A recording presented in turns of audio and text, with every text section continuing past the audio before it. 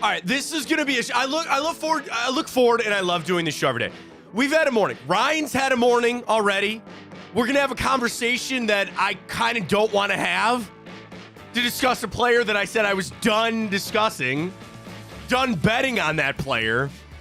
We almost did for tonight, but we didn't. You win the game, and I still get done not feeling like you won. I asked the Cavs to get a win and blow out the Jazz last night. They did that. Great job. 16-point. You didn't sweat that out. Great job. But yet again, when you look at that box score and you watch that game, I think there is something really wrong with Darius Garland. I don't know the answer to why. I don't know what's going on. I know his head coach tries to defend him. I know it's not just the box score. It's not just, what are you watching? Okay, yeah, he had, 8 assists last night. Great job, DG. And I hate doing it because I like Darius Garland. And for a long time, I believed he was an important future piece for the Cleveland Cavaliers.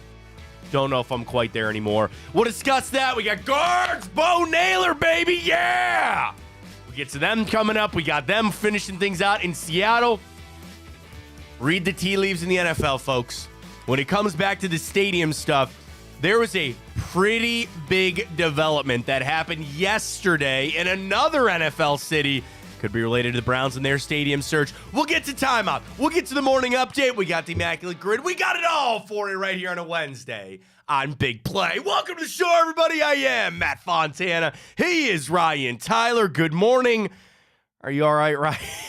Yeah, I mean, I'm okay. 480 was bad. It was really bad. You didn't move for an hour. I'm trying to make sure the shows, everything's going I appreciate good. you getting here as quick as you could. And I was like, dude, just calm down. We've all been there before. I see it on Twitter. I think we're up on YouTube. I think we're golden. Twitch, we're good.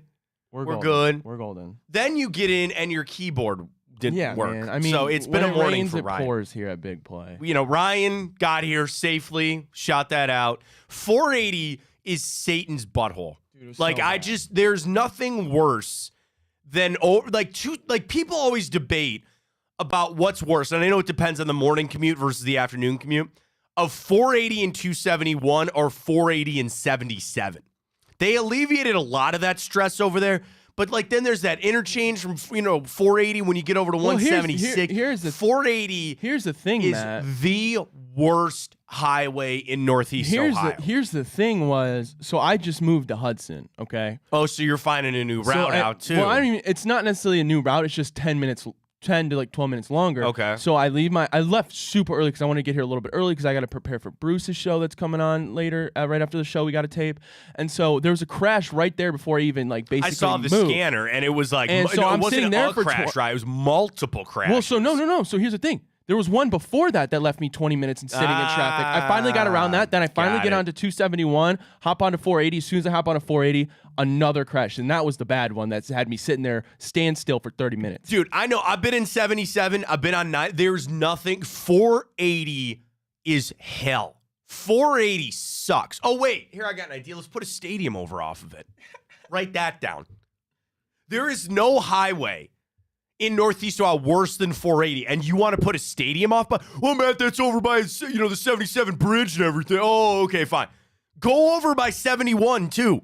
It ain't much better over there, pal. I'm telling you. And you want to put a stadium over there? Well, there's two highways that'll work. Yeah, okay, all right. Just keep that in mind. Only thing that kept me sane this morning was I had a tweet that blew up, so that made me really happy. I did see that yesterday about the little Elijah Moore. We'll get to that. 14K, man. On the likes? Yeah, that's my biggest tweet. Nice. My Good for you. All right. Check that out. Ryan Tyler 33. You want to know the sad part? Did you pick up a lot of followers because of it? No, that's the thing. You don't get followers. Welcome to Twitter. I mean, we do our show here on Twitter and all that, but it's like Ryan sent a tweet yesterday. Follow him at Ryan Tyler 33. Here, I'm trying to find it for you. It was classic. 13,000 likes. Elijah Moore on almost a million. So it was Elijah Moore sent a tweet. Remember, thieves don't try to break into empty houses. Next time the devil try you, you are a threat, you are not weak, and no man can tell me different. And then you sent the quarterback. I love my team. I love God. Running back. Keep grinding. Tight end tweet. Derp. And the wide receiver. The wide receiver is always somebody's out to get me. They're the ones that you have that friend on social media that you probably went to high school with that's now selling self-help books. Self-help books. Is Elijah Moore a self-help kind of guy? I don't know, man. Rise and grind, man. But I saw Today's the day, Ryan. I saw that tweet. I'm like, oh my God, I gotta go find this meme because that is spot on. It worked out for you there, did it not?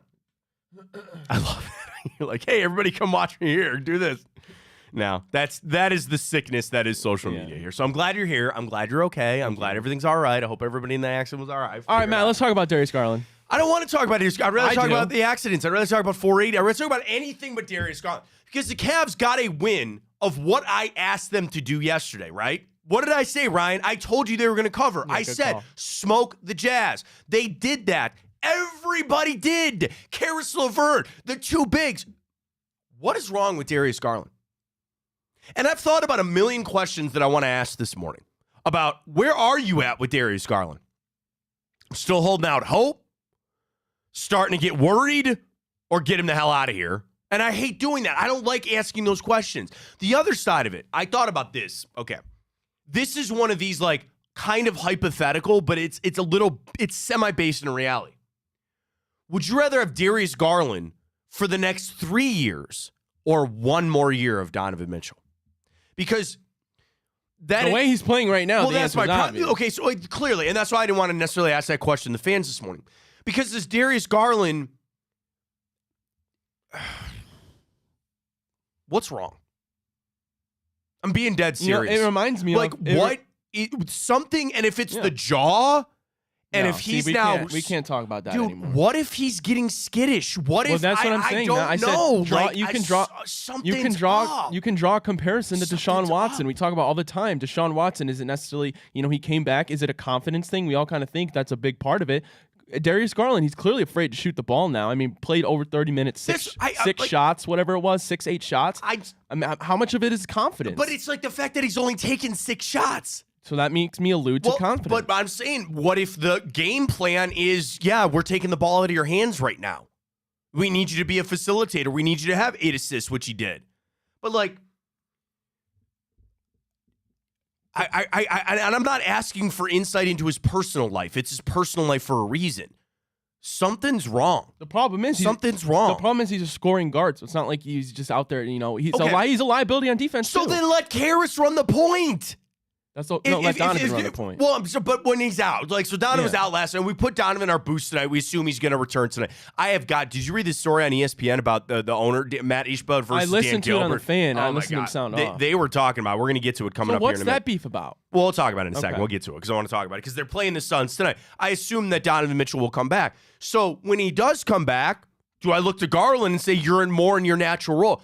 A little underlying issue with this Cavs season that's not getting talked about a lot is that was not a beer, that was a pop or a beverage over there for Ryan. You need a little sparkling ice. Oh yeah, amazing. There's nothing wrong with sparkling ice. A lot of ice, isn't there a lot of sugar in that, or is it 0 calories? No, this is 0 sugar. All right, there you go. Enjoy it. Here, I'll have my coffee. Everybody have a sip this morning. Ryan needs it. What I was going to say is an underlying issue with the Cavs this morning, and overall, I don't think they know the system they want to play. Like when you see some elements of what Evan Mobley has done, some semblance of Donovan Mitchell, and you could say that it's all predicated off the injuries, right? That they can't get a system going.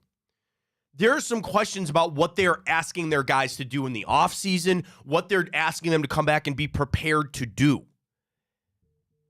Darius Garland seems to be caught up in that. What is Darius Garland in this team? Is he a true 2? Is he your point guard?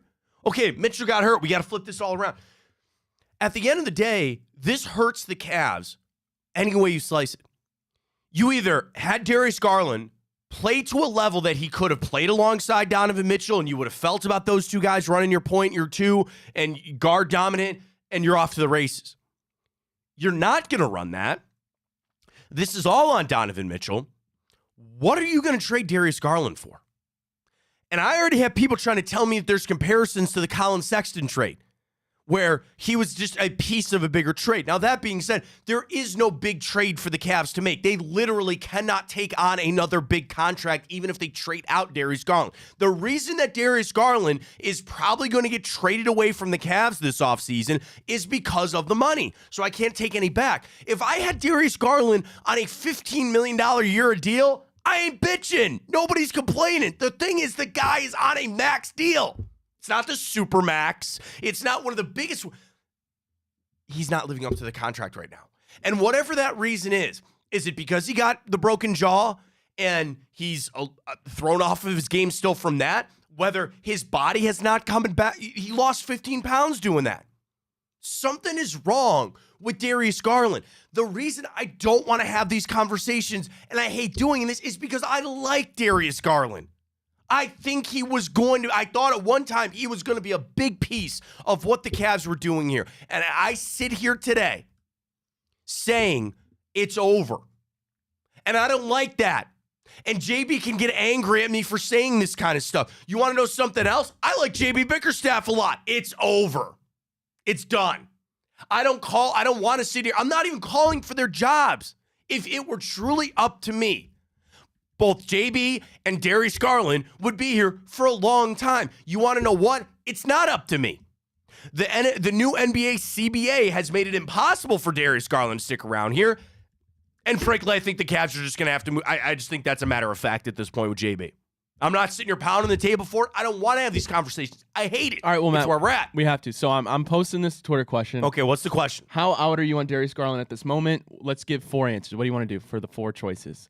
Oh, how out are we on Darius Garland? That's an interesting, spicy way to put it.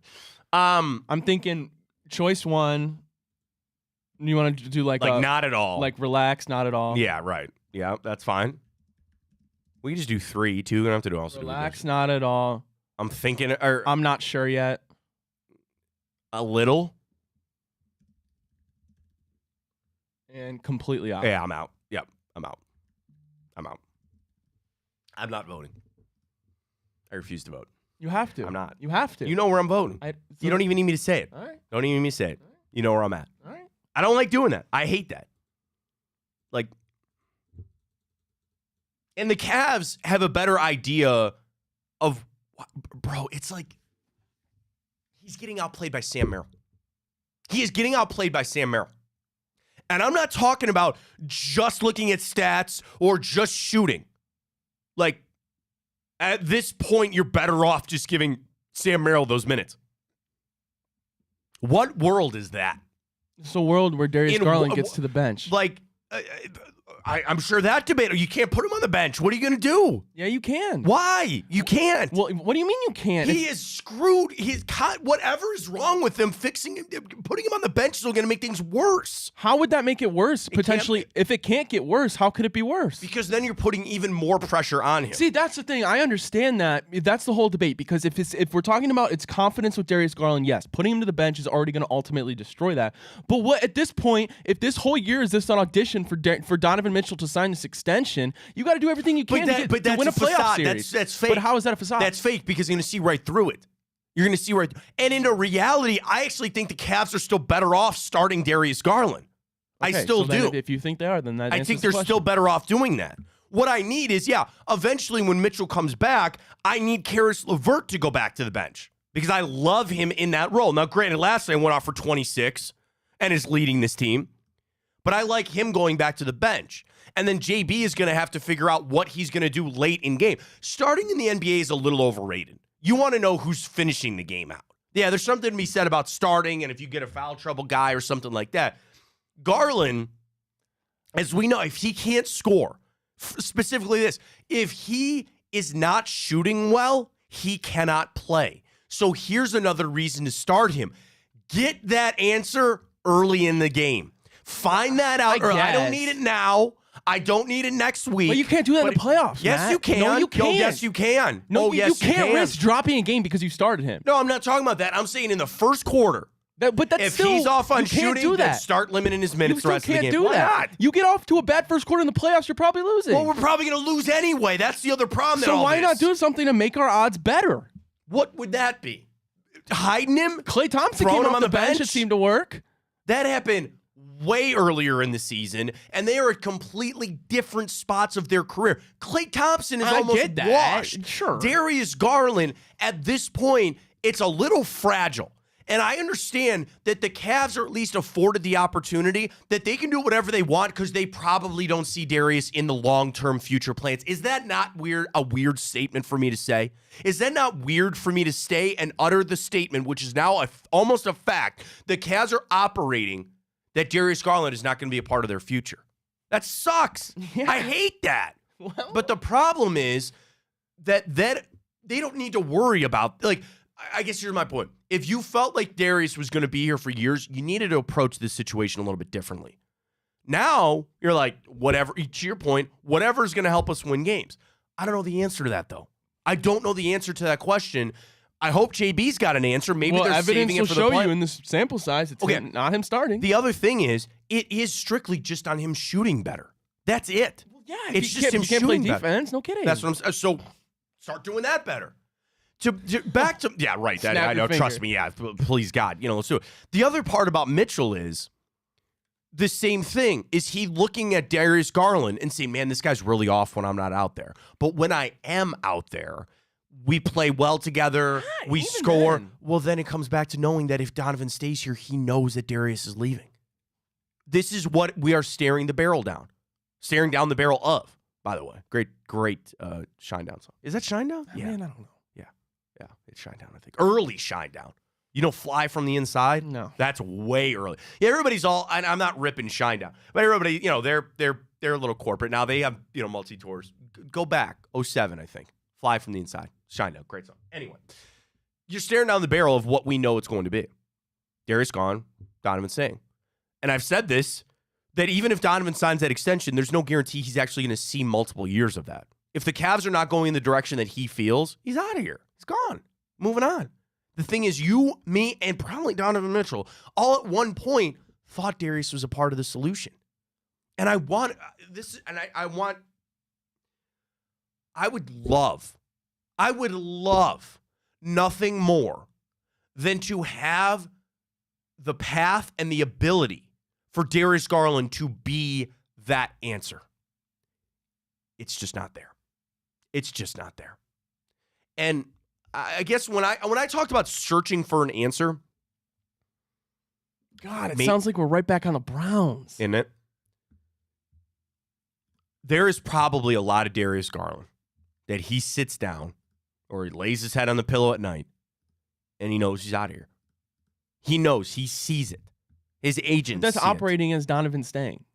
We don't know that. Apparently, Dan Gilbert's confident in that. Okay, well. You know how I felt about him saying that.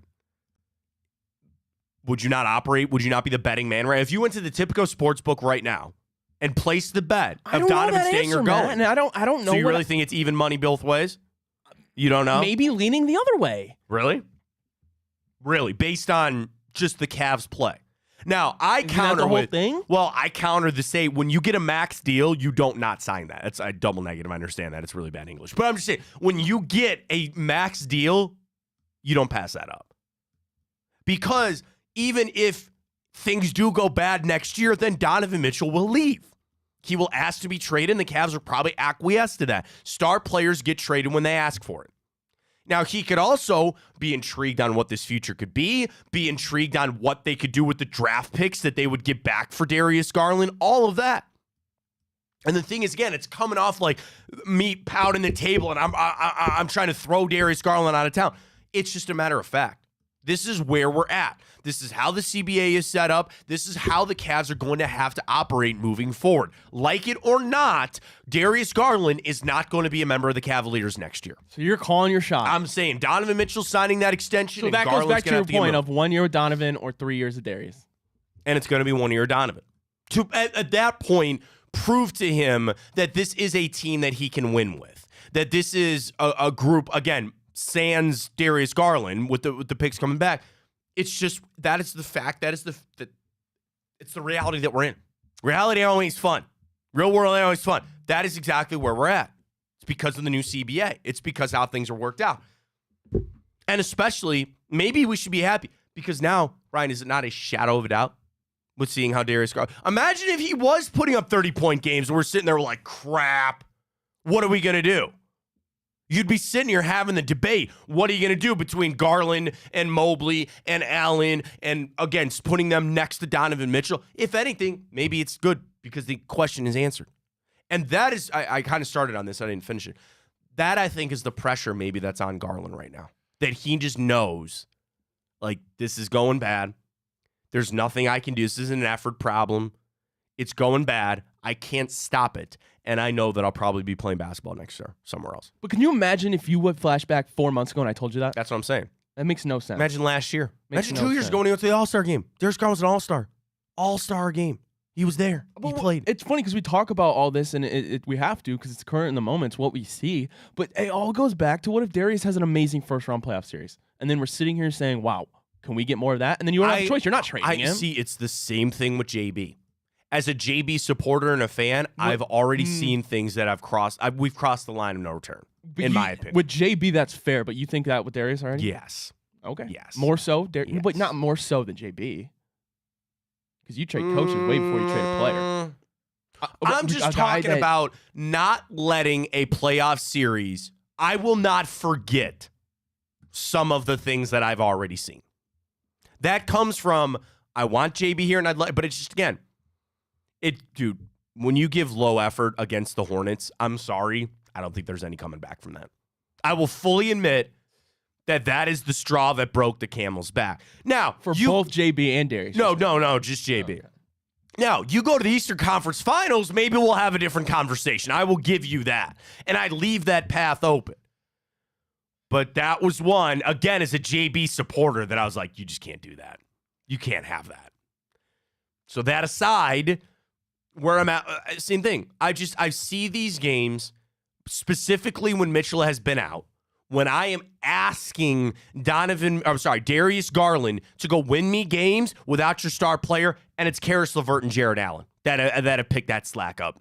Well, so even if after this year, right, let's just say the year ended, obviously, no matter what, if Darius goes out and has an amazing first-round playoff series, however far we go in the playoffs, if Donovan stays, you're saying Darius gone. I don't so at that think point, you have does it even matter? Well, yeah, because you want him to play better so you can get some better picks. Trade value, sure, okay. Yeah. I mean, that's getting a little like into nitpicking a little because you would like to go further in the playoffs. You think he could be a big part of that. He's already paid up. So, I mean, that's the other kind of crappy thing for Darius is like there's no future incentive from a monetary standpoint. Like I want to be sympathetic to that. That has got to be a lowly feeling. If he is feeling this way, because this is how I'm feeling, I'm 1,000 miles away from the situation, and I can see how it goes. When you go, I got to show up and play my best knowing that it doesn't matter. It doesn't, there's no damn to be given. Because I could go out here and score 70, I'm still probably getting moved this offseason. I could go out there and be 1 of 10 from the floor, probably still getting moved this offseason. Like, that is a very, and maybe that's me being defeatist on it, and that's not the reality. I just kind of think it is. Like, when you look at it, am I wrong on that? Am I wrong for painting the picture that Garland's going to get moved no matter what? I'm not saying you're wrong. That's just hard to fathom. That a guy, no matter how he played. I mean, I don't think so. But then we're going back to, okay, Darius isn't that important. So, but what I'm saying is, but it's also the deal that he signed. To cobble this together, you'd have to give up 4 guys to make that work. Here you have Garland on this deal. He's not playing well, and you already have a guard. There you go. You're not getting rid of Evan Mobley. You're not, at this point, getting rid of Jared Allen. You need Strus. You're going to need Niang. You're going to need Sam Merrill. You're going to need Greg. Like, it's just the Cavs' hands, for better or worse, are completely tied in this situation. There's nothing that they can do. And for those that don't know, what I'm talking about is there's a new CBA. There is a new NBA collective bargaining agreement that has basically outlawed the big 3. Not even the big 3. You cannot have 3 players on max contracts. It is so hard. You are penalized so much now. You can do it. It used to be that you would just pay a lot of money and go into the luxury tax. And Dan Gilbert, for as rich as he is, said, yep, you want that check? You want a cashier's check? You want cash? You want quarters? Here you go. And he would pay the league over and over and over and over again. Well, what happened was other people in the NBA said, That's bull crap.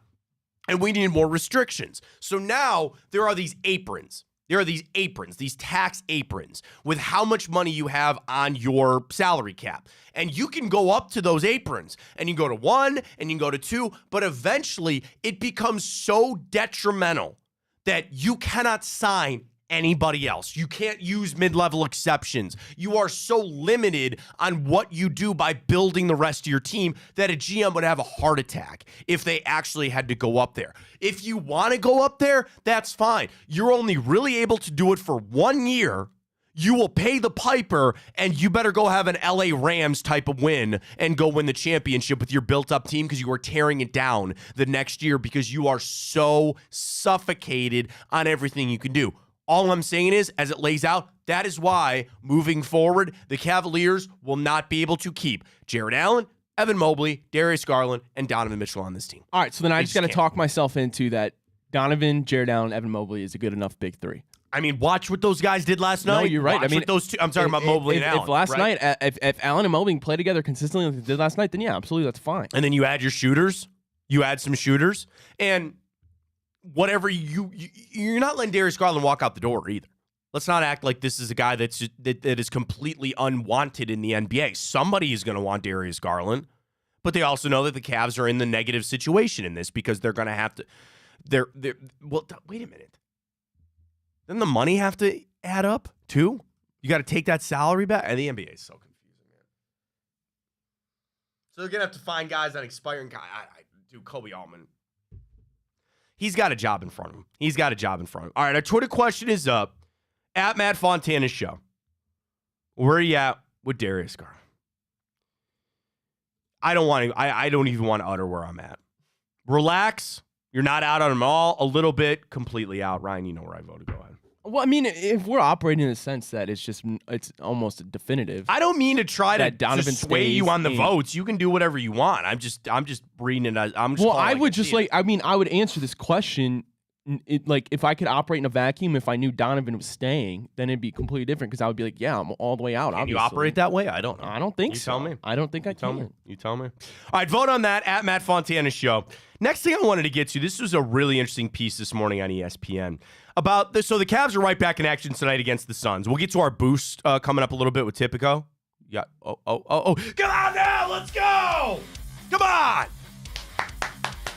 I'm assuming Mitchell is back. Is that a wrong assumption? I think we're fine. I hope, man. I think we're fine. We're cooked without. Savory on the points, rebounds, and assists there tonight. I mean, that's easy money for a healthy Donovan Mitchell. So if he's back, then the reason I put Evan Mobley in there was Kevin Durant.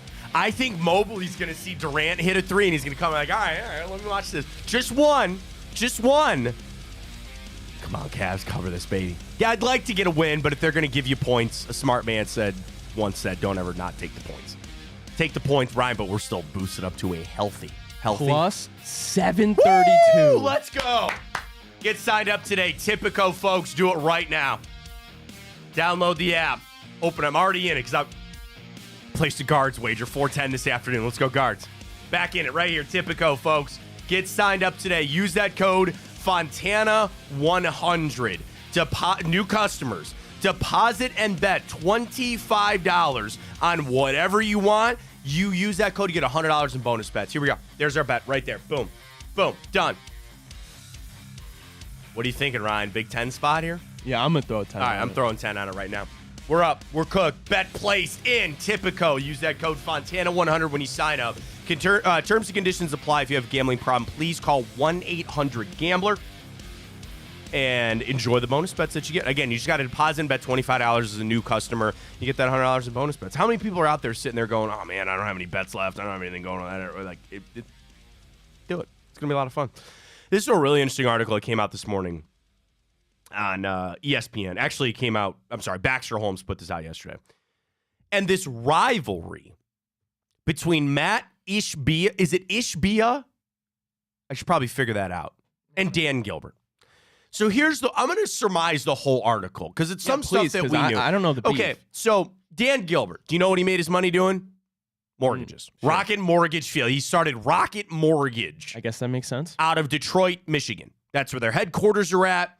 He went to Michigan State. He's worth, 23 odd some $1 billion doing mortgages, right? Then there's this other guy, Matt, I think Ishbia. I should really find that out. Matt is just what I'm going to say, with one T, which I always think is interesting. I do two T's. I don't know where the one comes from. I digress. He also is in the mortgage industry. He also is from a suburb of Detroit, Michigan, and the headquarters of his mortgage company is about 20 miles away from Dan Gilbert's. The only difference is they're about 18 years difference, right? Well, Matt Ishbia owns the Phoenix Suns. And I feel really bad. I'm trying to find out the name of his United Wholesale Mortgage. He is the CEO and chairman, and he loves this barb. Apparently, they are the largest mortgage company in America with 7,000 employees. They took out a Super Bowl ad to take a shot at Rocket Mortgage Fieldhouse. Matt Ishbia took over the Suns a couple of years ago. The first thing that he did was get rid of a $490,000 deal with Rocket Mortgage as an advertiser for the Phoenix Suns. Wow. There is this, it's the rivalry of not only the teams, but their companies, right? Where Rocket Mortgage is obviously very big. I can't tell you I've really ever heard of United Wholesale Mortgage before reading into this, but it's just so many connections. They both went to Michigan State. They're both based out of Michigan. And now they both own basketball teams. Now, the Suns got a win over the Cavs at Rocket Mortgage Fieldhouse the last time they were here. Do you know who was in attendance in that game? Matt Ishbia. Makes sense. Because he wants to take the shot at Dan Gilbert. Now, tonight, the Cavs are in Phoenix to take on the Suns. I kind of like this. I kind of like it. I'm all for rivalries in sports. And I can only imagine what rivalry exists between billionaires. Now, at the end of the day, you know what Dan Gilbert could slap on the table and say, shut the hell up? He's about 4 times as more wealthy as Matt Ishbia. I shouldn't say 4. I think it's 8 and 24 or something like that. So 3 times. Anyway, Dan Gilbert's got a lot more money than Matt Ishbia does. So at the end of the day, you can slap that down. So that's where, and I think Dan Gilbert has been quiet on it. It's Ishbia who's throwing all this stuff because he wants to take a bite out of Dan Gilbert and he wants to. So this game tonight, there's going to, and trust me, man, I hope the Cavs know that. Win it for I Dan. hope they do, man. And I'm not saying they need to read this article, but just somehow make sure that finds that way to the I think guys. Dan started printing out the articles and taping them on the visitor locker room walls. Okay, this is how, if corporate America, if they were working the way they do, Matt, you think it's not Dan Gilbert, it's somebody else that works with Dan that just gets that message to Kobe Altman to get that message to JB Bickerstaff. Don't lose this game. You think tonight. Dan's looking at this, pulls JB aside? JB, you win this game for me, you're coming back next year. Well, I mean, I get where you're coming from, but it's also if Dan is operating from the power position where he's I don't care about this guy. This guy can go to hell. He's the one calling me out all the time. But they're in a little rivalry. They're a little barb to be had there, I think, between these two teams. Which I think my owner would beat your owner in a fight. Yeah. Here's the funny thing. You know, in Ishbia, when he was voted on as being approved to be the new owner of the Suns, there was only one abstinence in voting. It's Dan. And it was Why? Dan It's conflict of interest. Well, that's what he probably said. He goes, I can't vote on. And it's not like he voted no. He just abstained from the vote. A rivalry here brewing with the Suns. All right, You know me and the Suns, man. I got this thing with them. I don't know why. I watch them play and I go, they should be 1,000 times better than they are. I'm drunk on Devin Booker and Kevin Durant. I don't know why. You know, you can't stand Devin Booker. I get it. Yeah. There's something about it. He's annoying. The shit he does. Like what? Just talking about life or talking about basketball? When he basketball, I remember it started with his beef with Luka. He was just being a little baby. I mean, yeah. I'm not a Suns fan by any stretch of the imagination, but I just always keep looking at them and going, they're better. They're better. They should be better. I don't know. You want to go NBA power rankings real quick from ESPN? These are fresh. They came out a minute ago. Wait, whose rankings? ESPN's. Okay, because CBS, remember, yesterday had him at 16. Right. You want to know where the Cavs are at? Yeah. All right, number 1, Boston Celtics. Properly so. Nuggets 2. Oklahoma City is 3. They had Oklahoma City as the 1 team on CBS yesterday. Minnesota 4, Dallas 5, Milwaukee 6, Clippers 7, Pelicans 8, Knicks 9, Suns 10, Shows you how they feel about the East. Cleveland Cavaliers 11. Right up here from Dave McMenamin. Cavs were up and down last week, losing to the cellar-dwelling Hornets, getting blown out by the Nuggets, and then stabilizing with wins against Philly and Utah. But the biggest news of the week was Donovan Mitchell's future with the franchise. When Dan Gilbert told the Associated Press, we think he will... Wait a minute. McMenamin quoted that as saying, we think he will extend. I thought he said he was confident that he was going to extend. Those are two different statements, man. Let me pull it up. I'll find it. No, I'm almost positive that that's what he said to Tom, that he was confident. Now, I'm not ripping Dave McMenamin, but if he's saying that Dan said, we think he will extend, those are two different statements, man. Go, yeah, Dan Gilbert, associated. Even if you Google that, I'm sure it'll come up. He said it to Tom. Search Tom Withers. Hang on. This says, quote, well, from KSL Sports, quote, we think he will extend. That, that's not what was said, I thought. Google Dan Gilbert confident. Well, I'm pulling up the AP article. Yeah. It says we think he will extend. Confident. That's what he said. Confident. So that tell me that those two are, I think and I'm confident. Those are two different statements, man. Yeah, absolutely. He said he was confident. That's a little bit different. But anyway, I digress. Mitchell was non-committal and didn't comment when reporters asked him on Friday. I'll handle it when it comes. Okay, so that's Dave's write-up. I mean, there's nothing really there about the Cavs on that. So you got Phoenix tonight. You got the Lakers coming up and then the Clippers. You got the back-to-back again. So you had a back-to-back. You were in Utah last night. You got Phoenix tonight. Then you get 2 days off, and then you got to go Lakers, Clippers back-to-back. This NBA scheduling sucks. I don't know why, and I think it's like, you know, the hell stretch that we just went through. Is it the tournament? Is it the in-season tournament that's screwing this up? Why is the NBA schedule seem so messed up? Maybe it's just the Cavs. I don't know. A lot of back-to-backs. They're trying to cram this crap in. I don't know. I have no idea. 11, I think that's fair. Orlando is 12, Sacramento 13, Lakers 14, Pacers 15. So again, we talk about standings. The Bucks losing? Yeah, we're 1.5 now. Yeah. Back from the 2. Can you imagine we ended up... I said that on ESPN radio last weekend about the Cavs still fighting for the 2. My co-host called me crazy. He goes, you guys better worry about the 3. I'm like, let's not put too much on Milwaukee there just yet. So glad they went with Doc Rivers. Really working out there well for the Bucks. Yeah, man. Yeah, it is what it is. So, little rivalry game tonight. I love our boost. Get on it with Tipico and get ready to go. Want to flip over to the NFL for a little bit. I got a mock. Is it Field Yates? Yes. I saw it this morning. I didn't look at it, though. All right, don't look at it. Right as I was about to, because I was in at it. standstill traffic, I was about to read it, and then boom, we started moving. So, Okay. So we'll get to that in a little bit. I want to bring up another story that is actually very impactful for what's going on here in Cleveland with the stadium. Because the Chiefs, and I guess to a lesser extent, the Royals, found out yesterday that their sales tax levy failed yesterday. So I want to preface this whole situation for those that don't know what's going on with the Kansas City Chiefs and to a lesser extent the Kansas City Royals. So the Chiefs have been in Kansas City since 1963. And for the first time since then, there is a chance that they could be on the move. Not necessarily out of the area, but maybe out of the county. So they had a sales tax proposal that would have been used to help for major renovations at Arrowhead Stadium and also to build a brand new downtown stadium for the Kansas City Royals. Instead, they will now have to look for financial help elsewhere. The sales tax that is currently in place runs through 2031. They were going to extend it through 2064. Ryan, I probably won't even be alive in 20. I hope I am. Yeah, you will. I hope You'd so. be what? That's in You'd be like 40, 70-something? literally, that's 40 years from now. I will be 74. That is... Yeah, it's about, I think the average is for males like 75, 76. I don't know if I'm making it, man. I really don't. Start hitting the treadmill, I man. The don't. Peloton. Can't even work out anymore. Kids, job stress. Oh, I don't know if I'm making it. Anyway, I digress. So I'm assuming that money, they know the future would be there. They could probably get some, I don't know, whatever. Here's the interesting thing. It wasn't even close. It got shot down 58-42.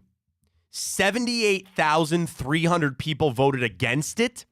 56,000 people voted for it. You're talking about a 20,000 swing, which the other interesting thing, and I'm just shooting from the hip on this. Think about that. I'm bad at math, but indulge me for a second here. 78,000. I'm just going to call it 78,000 and change. 78,000 plus, I'll give you 57.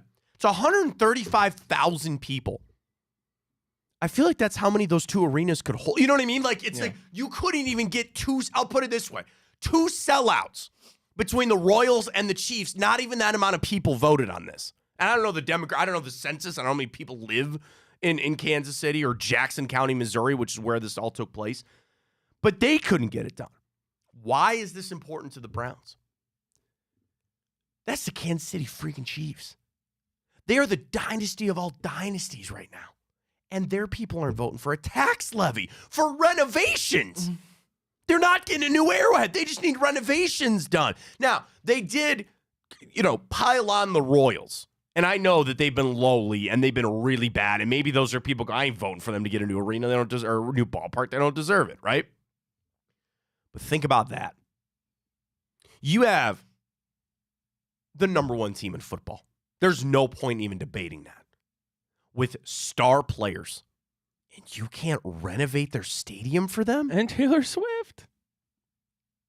So when it comes back to Cleveland, which is why the Dome, which I know people are all on and they think it's happening in Brook Park, I go, this is not just a snap of the finger thing.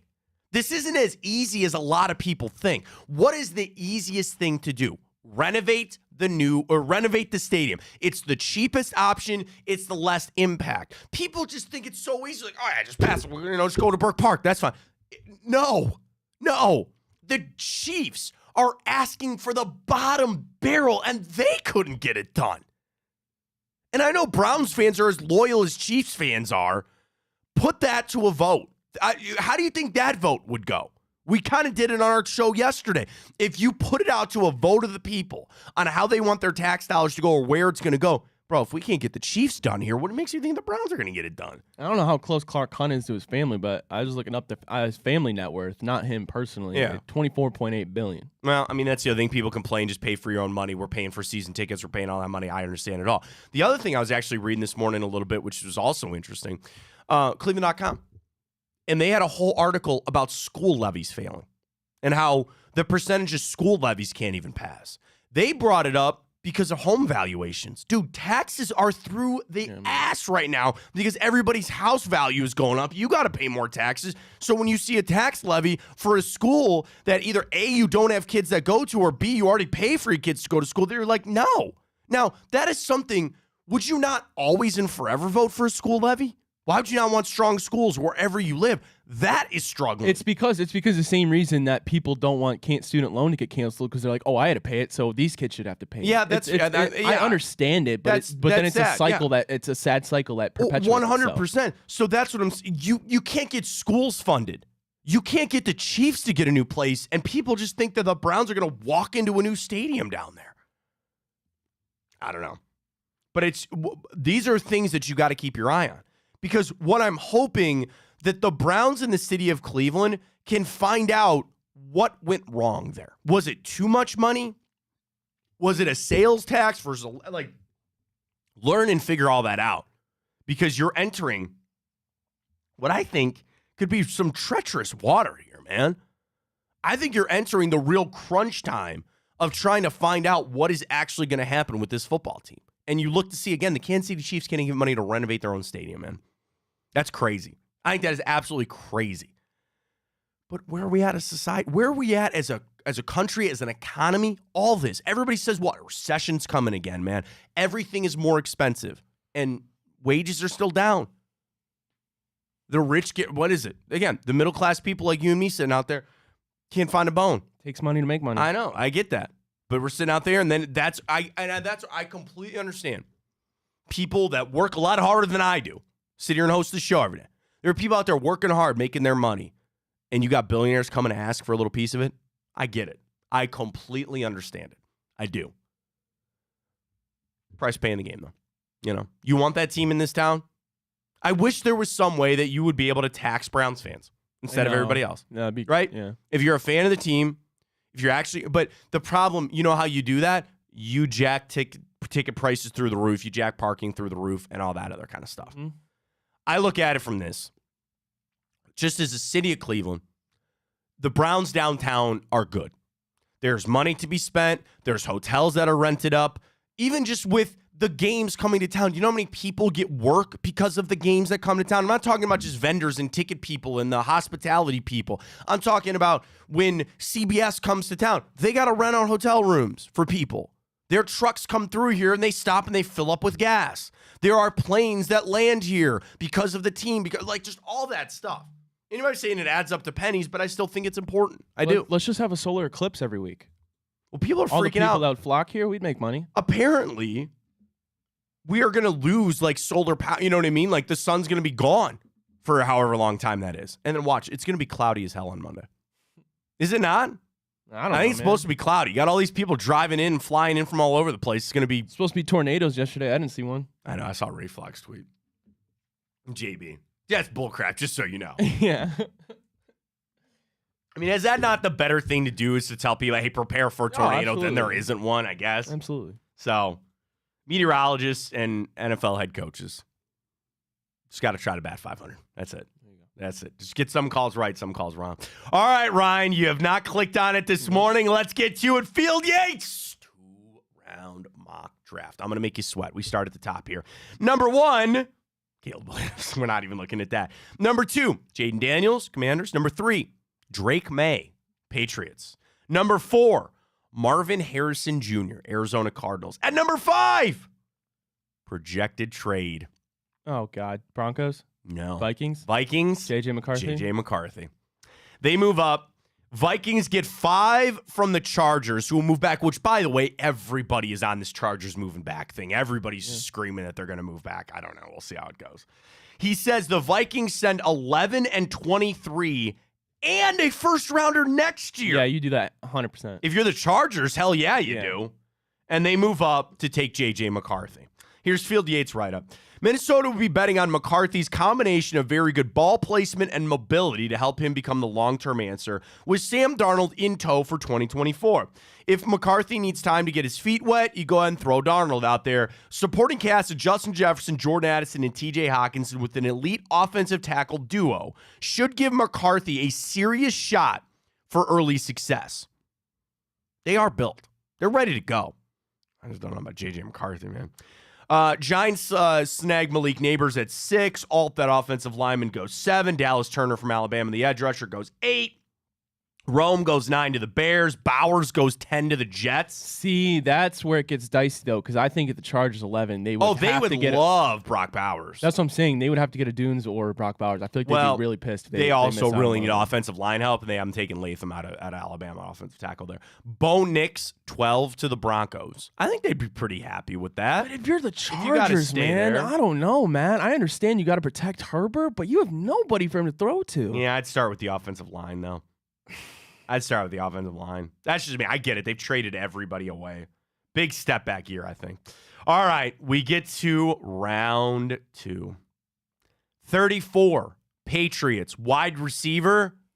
Go to hell. Xavier Legette. Oh, okay. South Carolina. I thought you were going to say my boy. Is he still on the board? Number 36, Las Vegas Raiders. Quarterback. Michael Penix Jr. I like that a little bit there. Number 38, Carolina Panthers move up with the Tennessee Titans to take wide receiver Ricky Pearsall, Florida. He's still alive. The dream's still alive. Number 40, Washington. Keon Coleman, wide receiver, Florida State. That's interesting. Do they really need a wide receiver? I mean, you got Dotson and McLaurin still. I don't know if that's their big need. Although I don't know who they took in the first 46, Indianapolis Colts.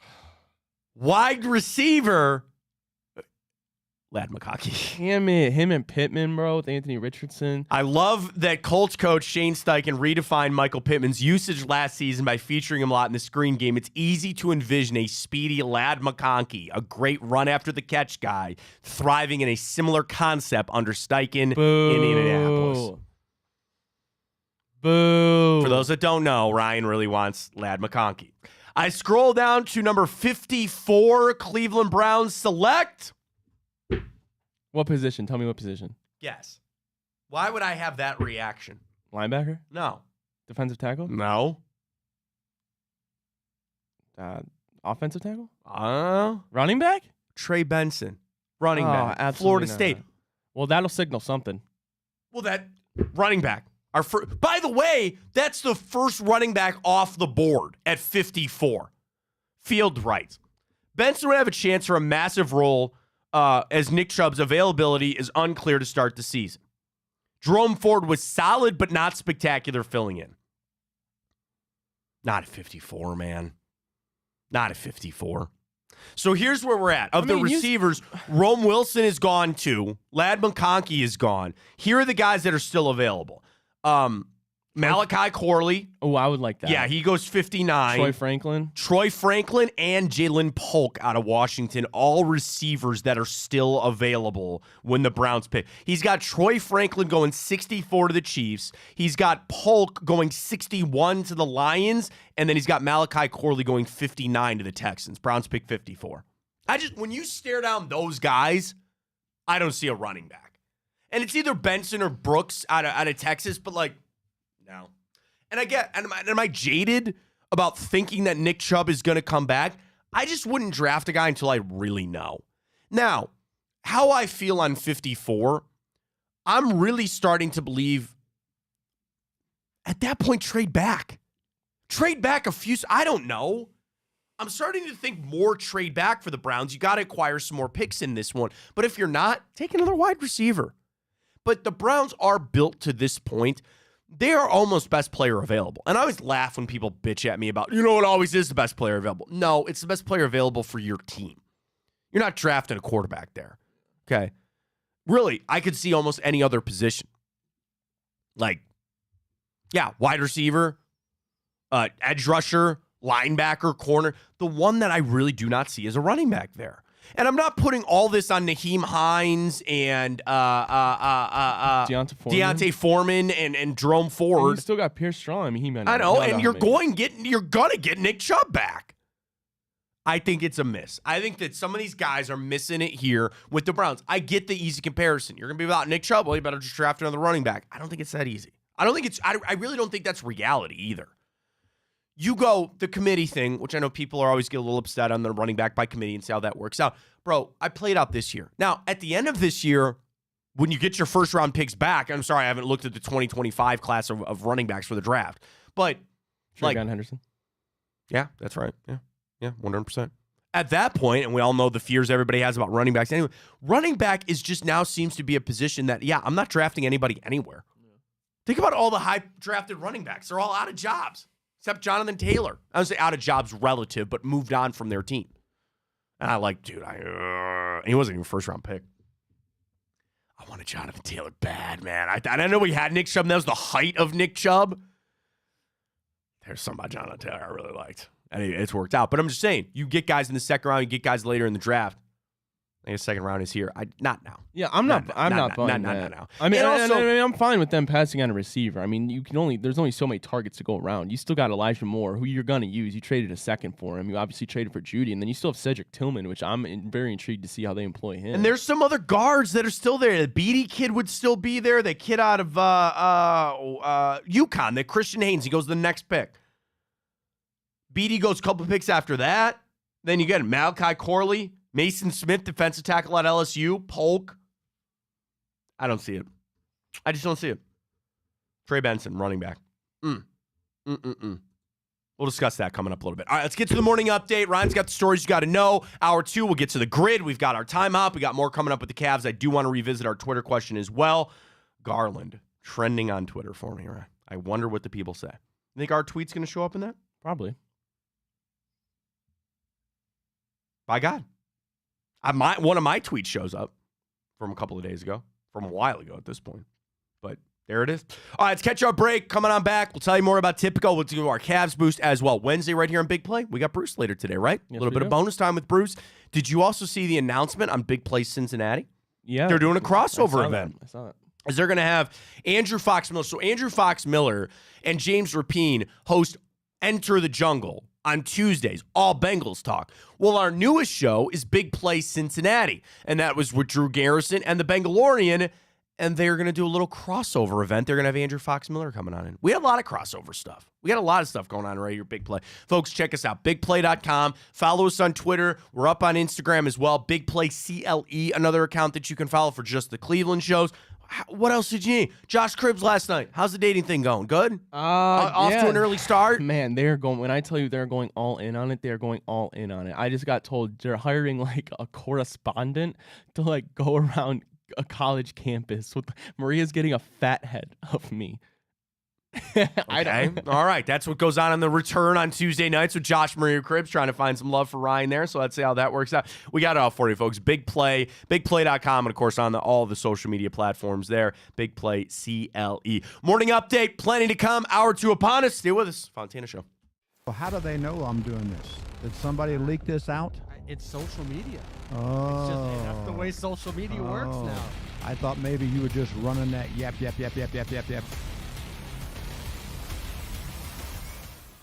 Welcome to Big Play, a sports media team that started back in 2014, and now we're not in a garage. Look at us, incorporating some of Cleveland's favorite sports personalities, bringing you fun and compelling content from downtown Cleveland. Coming to you live from the shores of Lake Erie and Burke Lakefront Airport, join Team Big Play for all the best sports talk in Ohio. Check us out on social media at Big Play, bringing you fun and compelling content from downtown Cleveland. Anthony Schlegel, just how physical he was. And you saw the girth and the power and everything he was bringing to the table, especially when he was a nice beefy 255 playing middle linebacker. We were called soft last year. You don't want to be soft, especially when you come to the playoffs. So that's going to be a process throughout this season of establishing us as a harder team here in the How does an Ohioan build the perfect parlay? Who's got something? Big guys looking for long odds. The kids in Columbus are covering better than anyone, and at even odds. If it's even, I'm leaving. Listen, our championship DVD starts today, all right? Dude, I just got an invite to a Cincy playoff watch party. Shut up. Cincy, State, Cleveland, the perfect parlay. I'm a genius. For the best odds on Ohio sports, bet with your cojones. It is Spanish, dummy. Bet with Typical Sportsbook. I don't buy into this nonsense, this conspiracy nonsense that he's got his money and he's dogging it. That's ridiculous.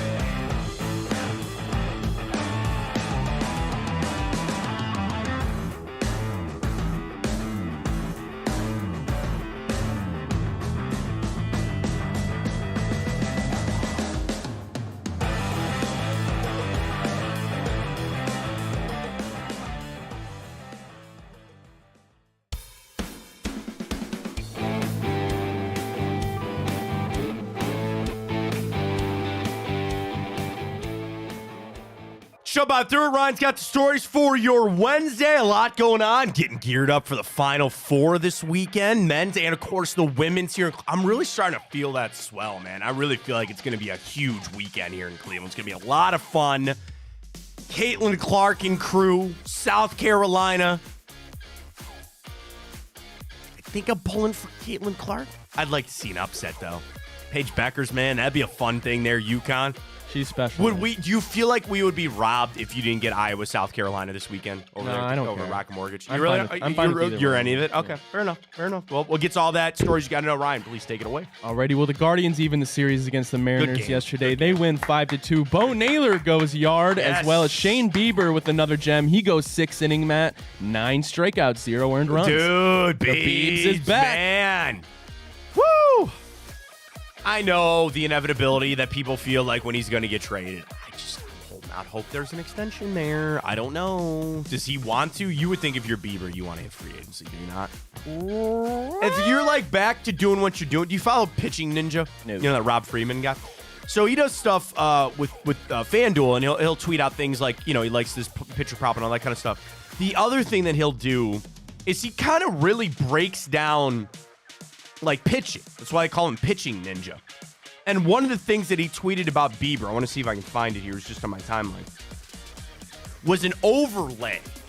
And what it is a video of Bieber throwing his fastball and throwing his slider. And the whole point that they're bringing up is that he seems to be back. Like, I'll surmise it from this. The fastball and the slider look the same about 3/4 of the way to the plate. Call that tunneling, and one goes this way, and the other one kind of cuts in as a good fastball. I'm going to sum it up by saying Bieber seems to be back. And I know people are freaking out about the velocity and stuff. Like, dude, if you can have a 7 to 8 mile an hour difference on your pitches, whether it's your slider, your changeup, and your fastball, doesn't matter how fast you're throwing your fastball. If you can have that big of a difference with command, you can be an effective starting pitcher in Major League Baseball. So with that, knowing that, Bieber's still pumping it in there 92. He's still getting it up there in the low 90s. I'll take that, man. What happens to him? I don't know. The bats again last night. Bo Naylor, Brennan getting a couple of hits, which was nice. Keep hitting, man. Just keep hitting. Whatever the Mariners aren't, you outduel them on their aces there. This afternoon, Logan Allen, man. I want to see what he's got tonight. You slapped Castillo around for 10 hits, 4 runs in that game last night. I'll continue to say I'm just happy about the bats. I want the bats to keep going while still look at a little bit of Bieber. I like it. Clase with his second save already this season. Let's go. Good stuff out of the Guards. I loved it. Cavaliers. I did not love 9:40 start time. That was yeah, well, the Cavs are 10 o'clock tonight, speaking of. But the Cavs bounce back as they beat the Utah Jazz last night. Now another test on national television as they take on the Phoenix Suns. 10 o'clock tip-off. Our boost is up. Tipico, check it out. 3 legs. We need total points, rebounds, and assists for Donovan Mitchell. We need 1 Evan Mobley 3, and the Cavs to cover 5.5. It is a healthy plus 700 there on Tipico. Yes, download the sir. app. Use the code Fontana100 when you sign up. Get $100 in bonus bets when you deposit and bet $25. Terms and conditions apply. Gambling problem? Please call 1-800-GAMBLER. They did what I asked. I don't care. The Jazz suck, and I'm upset that Darius Garland did not have a good game. You won that game again because of Karis LeVert. You won that game again because of Evan Mobley and Jared Allen. Even Sam Merrill, man. Something's up with Darius Garland. Something is not right with Garland, his headspace, what he's playing. I don't even know. Is it the system? Is he not comfortable doing this? Is he just I don't know. It's a bad spot right now. It's not. Garland is not in a good spot, and the sad part is this is the worst time of the year for him to be in a bad spot for a lot of different reasons. I hope he can get out of it. I don't know. They need him to in the worst way. They do. Well, the NBA saw a superstar return last night and won Joel Embiid. He drops 24 points in a victory over the Oklahoma City Thunder, man, and I think Joel Embiid made his return maybe a little bit earlier than you would have thought. Any of us. I thought he might be out till last week. I mean, granted, there's only, 11 days left of the season, but I didn't even know if he'd come back. Are you worried about the 76ers? Gotta be. So right now, would it not be the Magic for us or the Pacers? If it ended today, we would get the Pacers by a game and a half over the Knicks and the Magic. 70s, I'll put it this way. Do you assume we're going to stay in the 2 seed? Or I'm sorry, in the 3 seed? Here's my whole point. It actually would be better to stay in the 3 because if you do, you eliminate the possibility of the 76ers if they stay in the play-in tournament. Let's break this down real quick. Celtics are done. They're the number 1 seed, and they'll get the lowest seed coming out of the play-in tournament. Okay, right? Here are your play-in tournament games. Heat 76ers. Who would you take there? With Joel, Philly. They would then play Milwaukee. And then Bulls, Hawks, winner of that. I said like the Hawks. Okay. And then I would take the Bulls. I would like to play the Hawks if it came to it. Okay, and then the Bulls, Miami, probably taking Miami, right? Sure. Okay, so then it would be Miami, Boston in your opening round matchup. Cavs would then play the Pacers. We are a game and a half back of Milwaukee. You are a game and a half up on Orlando for 4. Miami is 2.5 games away from the Pacers. So here's what I think you need to do. Stay at the 3 seed. And it's crazy because you want to get all wrapped up in the 2 seed and that kind of stuff. I would much rather play the Pacers in a 7-game series than the 76ers. I would agree. So then you got to stay where you're at in your hope that Philly doesn't win those games to move up past Miami and eventually Indiana. You got a 2-game cushion there, and you got a game and a half to make up. Just win your games. Hopefully everything will solve itself out. Milwaukee's scuffling again, but I really do like where the Cavs are at right now. Alrighty, Matt. Well, last night we got the news that Kansas City, the residents of Jackson County, Missouri, resoundingly voted down a sales tax measure that would have helped to fund a new downtown ballpark, along with major renovations to Arrowhead Stadium, home of the Chiefs, Matt. And earlier on the show, if they missed it, you brought this back to how it relates to our Cleveland Browns. It does. The Chiefs are the best team in football. They're the dynasty right now, and they're having trouble funding a renovation of their stadium. Where do the Browns sit, right? And it doesn't... Kansas City is a little more forthright, where the Chiefs have basically said, yeah, we'll leave. Does that mean going to another state? I don't think so. But if they're already threatening that and they can't get a sales tax thing to pass, what do you think is going to happen with the Browns? The question that okay. The biggest thing for the fans is dome versus not a dome, right? Knowing that the best outcome for everybody would be a domed stadium downtown.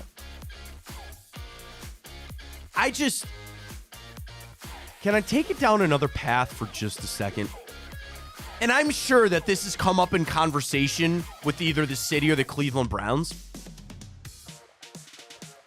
Why do you not renovate the stadium for right now and get another 10 years out of it and see where we're at in 5 years to build your dome stadium? Now, people will be bitching and moaning about you're doubling up the price to do a renovation and then also a dome. We all know what the best option is. A dome in downtown Cleveland. Why do you not? If we all agree, the city of Cleveland, the Haslams, the taxpayers, we can all get on board. Would you say that everybody would get on board with building a dome downtown? Then why don't you do everything you can to keep that dream alive? Keep the stadium the way that it is. Maybe even do a smaller renovation. And, well, Matt, what would change in 5 years? I don't know. I have no idea. You can't build land. You can't just go out into the lake. I get it. But in 5 years, more time, maybe that doesn't solve anything. Maybe that's it. But we talk about the post office land, right? We talk about land south of the highway. Is there anything over by 77? I have no idea. And I'm assuming that the Browns and the Haslams and everybody, for as smart as they are, they're trying to get this all figured out. Maybe buy yourself a little time. Maybe that's an idea. I don't know. But it's, as you see other teams that frankly shouldn't be struggling. Would you not think the Chiefs have done everything that they could to instantly, oh yeah, just stay, sure, yeah, get whatever you want. And they're struggling? Just as a reminder, this is not going to be as easy as you think it's going to be. As much as we're going to complain about it, as much as we're going to worry about it, it's not quite as easy as we all would hope it to be. We'll see how it plays out. Well, you want to get a little nuts, Matt, here in the last thing of the morning update? Yeah, sure, absolutely. I always love it. All right. Well, Bronny James is entering the transfer portal announced yesterday. Yes, the two favorite landing spots, I believe, are favored to be one, Ohio State, and Duquesne. We all know the Keith Dambrot and now Drew Joyce connection. There in Duquesne. My biggest thing is that tells you he's not going to the NBA next year. So then that delays LeBron's plan. And I tweeted this before anybody tells me about Bronny's draft stock and all. I get it. I really thought he would just go maybe be a UDFA, undrafted free agent, and sign wherever LeBron was at just to make that dream come true. But if he's talking transfer portal, that means he wants to play another I year. think that'd be very selfish to Bronny. Oh, to force him to leave and then come to the NBA? Yeah, I guess.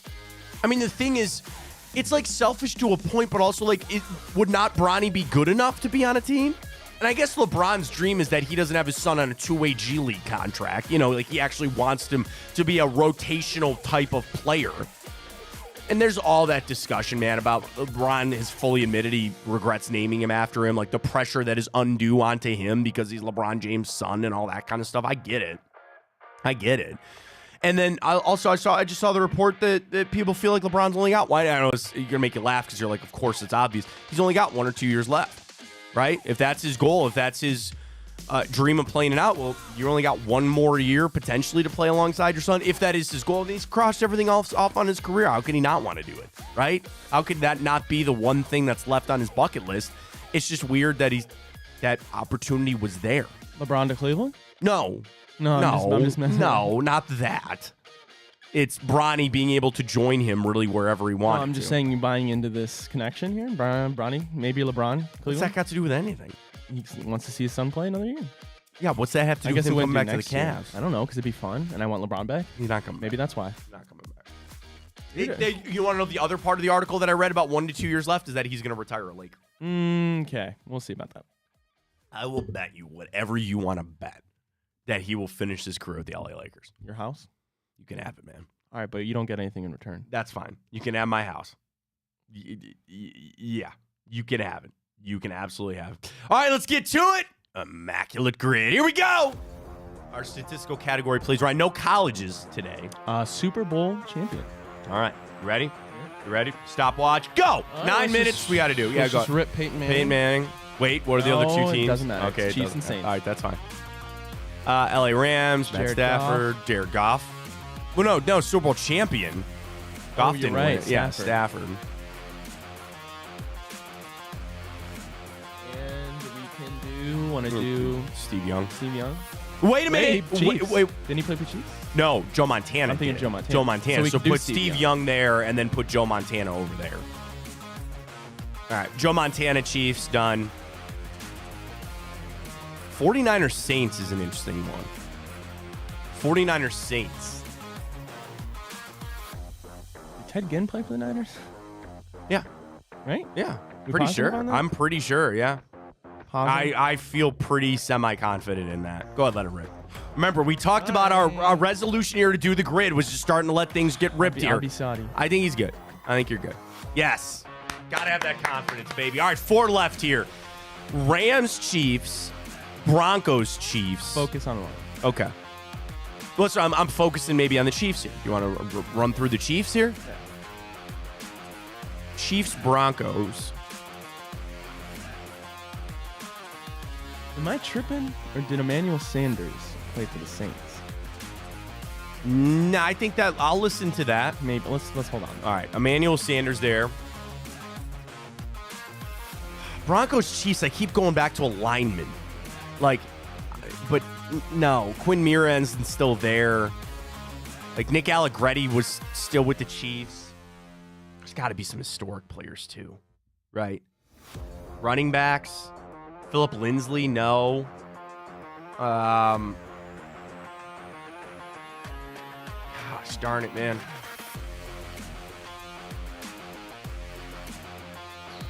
All right, let's go down to the Rams. Rams, Chiefs. Any quarterbacks? We're missing quarterbacks in this, I think. McCown played for the Chiefs. Josh McCown. But I don't think he ever played for the Broncos or the Rams.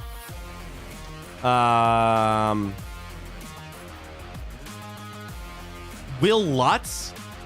Kicker? Chiefs? Or no, Saints. Saints. Did he not kick for the Broncos? I don't know. I don't know.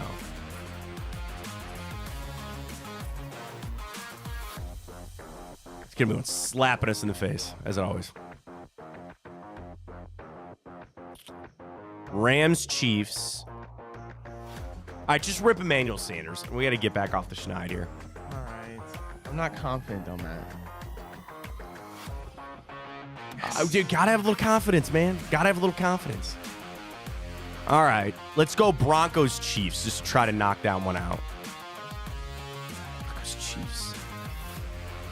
Tyrann Mathieu Chiefs. No, didn't play there. Played with the Saints though. That obviously that's in division. So yeah, not many trades. Not many trades. Josie Jewell, no. Actually, I also think for some reason the Saints worked there, but no.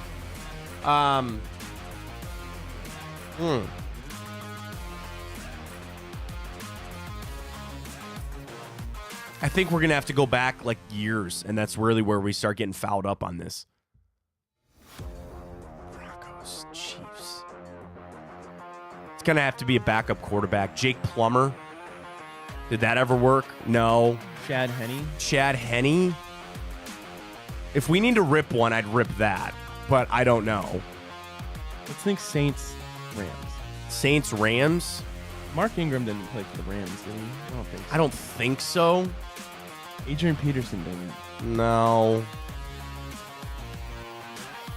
Jamal Williams? No. No. We just got there. Quarterback, Tyrod Taylor? Tyrod, I don't know why. I know he played for the Chargers. Yeah, I'm seeing the Chargers. I feel like he played for the Rams, too. I don't know why. Did Jared Goff play for? No, he's only played for 2 teams. No, not Kurt Warner. Obviously, Breeze was Chargers, not the Rams.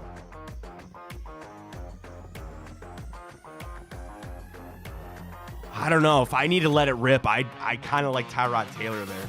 For Saints, Rams? Yeah.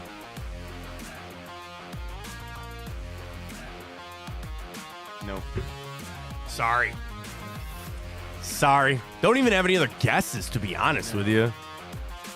Juwan Johnson, the tight end for the Saints. Did he ever play for the Rams? I have no idea. I don't know. I don't think Will Lutz did. Feel like we've tapped it out here.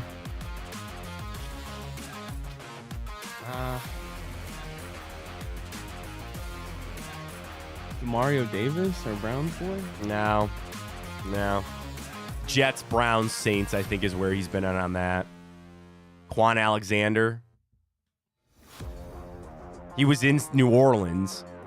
I know he spent a lot of time out there. I don't even know if he ever went to the Rams. I have no idea. Yeah, I think we might have to call it, man. Man. Tough one for us today on the Immaculate Grid. What do we got? Where do you want to start? Go Rams. Go Rams Saints.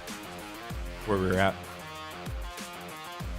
Brandon Cooks. Dog. Oh yeah, we need to remember him. He's kind of a cheat code on this. I really don't recognize any. Steve Walsh. Okay. I really don't. Jared Cook. That. I knew there was a tight end. It was Jared Cook. I don't recognize a lot of. I knew it was Jared Cook. All right, who else? Let's go Rams. Chiefs? Yeah, Rams Chiefs. Trent Green. Okay. Nick Foles. Ron Jaworski. Okay. Yeah, damn, that would have been a good one too. About it. All right. And then the final one was Chiefs Broncos, if you will, please. Kyle Orton. Jamal Charles. Really? Peyton Hillis. How about that? Oh yeah, Kyle Orton. that's right. Damn, that's right. That's about it. That's right.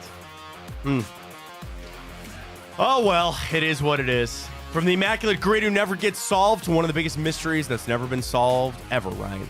Bigfoot. We have multiple witnesses reporting yet another Bigfoot sighting in the state of Washington. According to the BFRO, the Bigfoot Field Researchers Organization. How do I join the BFRO? There reportedly have been more sightings in one area of Washington. So, number one, did you know that Washington is the number one Bigfoot sighting state in the country? Can't say I did. 717 different reports have been taken in the state of Washington. Do you know the next closest state at 461. So there's a wide gap. 717 in Washington. I'm What going to assume state it's geographically close. Sure. 461 for this next state. Well, if it's geographically close, Oregon? No, good guess, though. California? California is correct. Okay. Apparently, in Thurston County, on a clear day in February, multiple people reported in a detailed encounter with a Bigfoot. One witness explained, "My friend and I and my 3.5-year-old son," a very credible Wait, Matt, witness. I got to stop you real quick. What? It said a Bigfoot, so there's multiple? Big feet? Well, yeah, I'm assuming there has to be multiple Bigfoot. There can't just be one that he lives thousands or hundreds of years. Maybe There's got to they're be a family. Extinct. I don't know. Who knows? Survivor. According to a witness in the case, "My friend and I and my 3.5-year-old son," very credible witness, "were riding motorcycles in a private timberland just out of Centralia, about 30 minutes from my house. We made it to a clearing. My son was sitting on the front of my bike. He started pointing across to a ridgeline clearing, and he was pointing at something running across the ridgetop. We were roughly a half mile away and a few hundred feet lower, and it looked to be a very large human shape running on this ridgeline." Excuse me. "There was one color, tan and brown, moving across very rugged terrain, making a beeline to the tree line. We watched it for easily 30 seconds before it went out of sight." Another witness adding it seemed to be at least 10 feet tall with little arm movement, unlike a human running. So imagine like somebody's running like this. Yeah. Okay? How do I get this job? According to the BFRO, the Bigfoot Researchers Organization, investigator Scott Taylor. That's got to be a non-paid job. I wonder what it costs. BFRO investigator. Salary. Has to be a hobby. No. This cannot be right. I went to salary.com. Take that for what it's worth. I have no idea. The Bigfoot Field Researchers Organization average annual salary is $106,000 a year. Should be doing that. Bye. Yeah. Enjoy. See you later. Bye. You going back to Baldwin Wallace? Yeah, see you later. I don't even, what qualifications do I need? I have eyes, Ryan.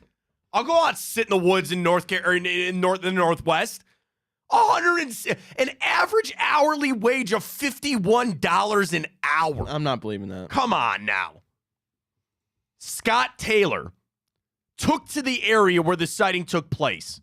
He said it's well known for Bigfoot sightings in a travel corridor between Capitol Forest and Bald What is the Hills. job called?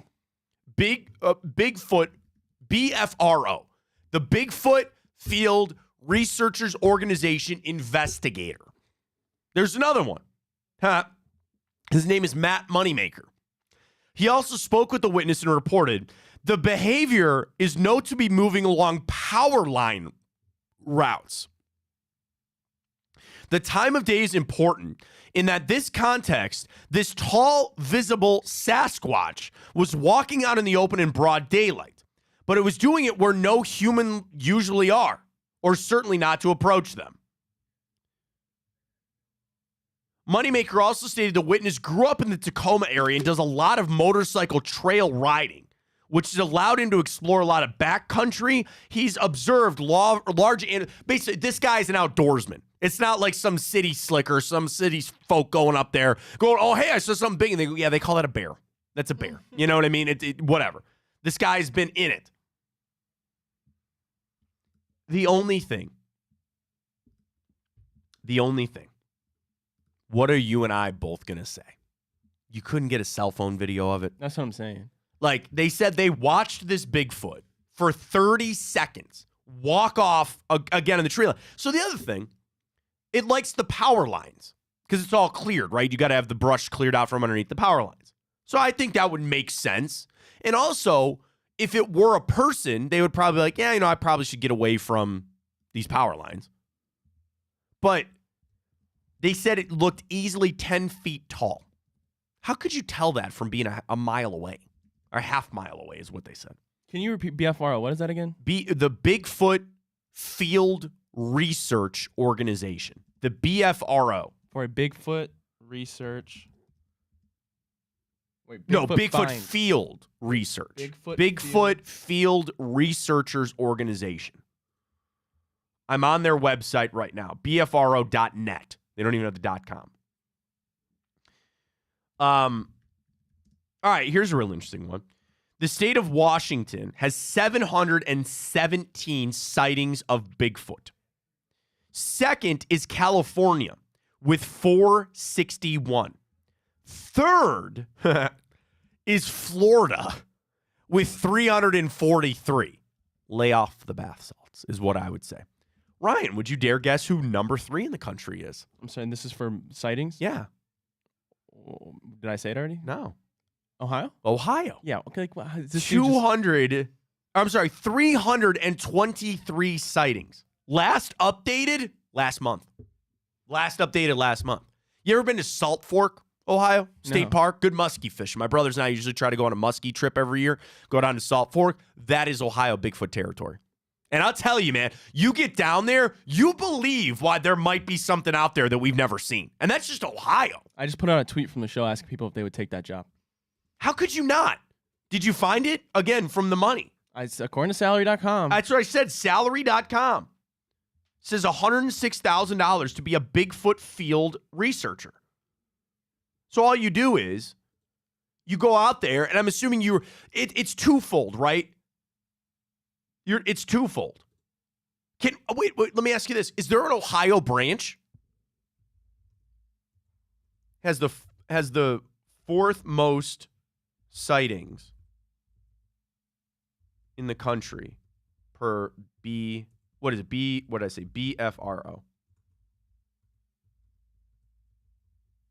Can I get an Ohio? Seriously, if we have the fourth most, is there an Ohio outlet for this? There has to be. There has to be. There was a sighting. Oh my God, they have classes of sighting. The most recent sighting was in Carroll County, 16 miles east of New Philadelphia. A Class A sighting. My name is Seriously. My name is Betty Russell. I live in Carroll County, Ohio. I was driving home on February 6th of 2024. It was about 8:30 p.m. It was very dark. No street lights were in the country. I was going west on Autumn Road when I just crested the top of the hill, and there it was in the middle of the road.